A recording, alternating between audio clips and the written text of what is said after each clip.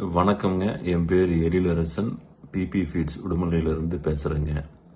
கால்நடை தீவனம், ஆட்டு தீவனம், மாட்டு தீவனம், கோழி தீவனம் இதோட விலைகள் அபரிதமாக கூடிருச்சுங்க. இது எதனால் அப்படிங்கிறதுக்கான ஒரு சிறிய விளக்கம்ங்க. சோயா புண்ணாக்கு 45 ரூபாயிலிருந்து 75 ரூபா விலை உயர்வு ஆனது தான் இதுக்கு மெயினான காரணங்க.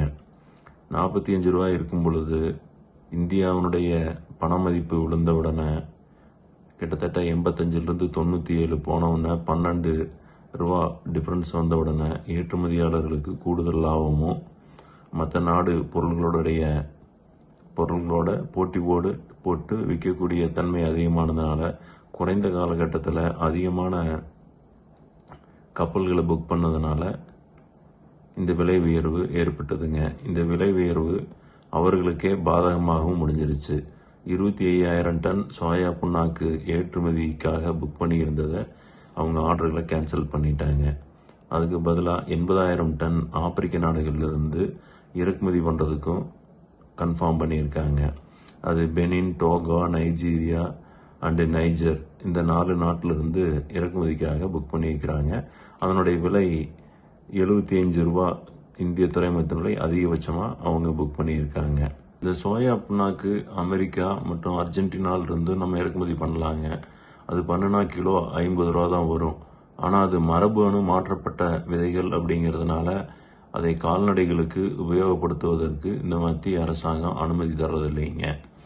ஆனால் அதே எண்ணெய் எடுக்கிறது, சோயா எண்ணெய், மரபணு மாற்றப்பட்ட சோயா விதையிலிருந்து வரக்கூடிய எண்ணெயை நம்ம இறக்குமதி தான் பண்ணிட்டு இருக்கிறோம். அது மனிதர்களாகிய நம்ம இந்தியாவில் அதை உபயோகப்படுத்திட்டு தான் இருக்கிறோம். ஆனால் கால்நடைகளுக்காக இந்த அரசாங்கம் அதை அனுமதிக்கிறது இல்லைங்க.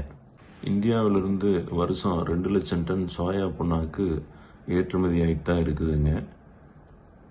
இது குறுகிய நேரத்தில் ஏற்றுமதி அதிகமாக புக் பண்ணதுனால விலை உயர்வு மற்றும் உள்நாட்டு தேவைகள் அதிகமானதும் இதுக்கு ஒரு காரணம். மற்றும் உள்நாட்டில் சோயா உற்பத்தி குறைஞ்சதும் இதற்கு ஒரு மிகப்பெரிய காரணங்க. இந்த நமக்கு இந்தியாவில் புதிய சோயா விதை அறுவடை அப்படிங்கிறது அக்டோபர் மாதத்தில் தான் வரும். அதுவரை இந்த விலை உயர்வு தவிர்க்க முடியாததுங்க. மேலும் இந்த ஒரு யூனிட் புரதம் 45% புரோட்டீன் 45 ரூபாய் இருக்கும்போது ஒரு யூனிட் புரோட்டீன் 1 ரூபாயா இருந்ததுங்க. இப்போ அது ஒரு யூனிட் புரோட்டீன் 1 ரூபா 65 பைசாவாக மாறினதுனால அதனுடைய பதிலி பொருட்கள் நிலக்கடலை புண்ணாக்கு, கடுகு புண்ணாக்கு, சூரியகாந்தி புண்ணாக்கு, அனைத்து விதமான புண்ணாக்களோட விலைகளும் இதனால் கூடிருச்சுங்க. இதனுடைய தாக்கம் தவிடு வரைக்கும் விட்டு வைக்கலைங்க. அரிசி தவிடு 10% புரதம் உள்ளது 16 ரூபா 65 பைசா வரைக்கும் ரைஸ் மில்லில் விற்கிற விலைக்கு வந்துருச்சுங்க.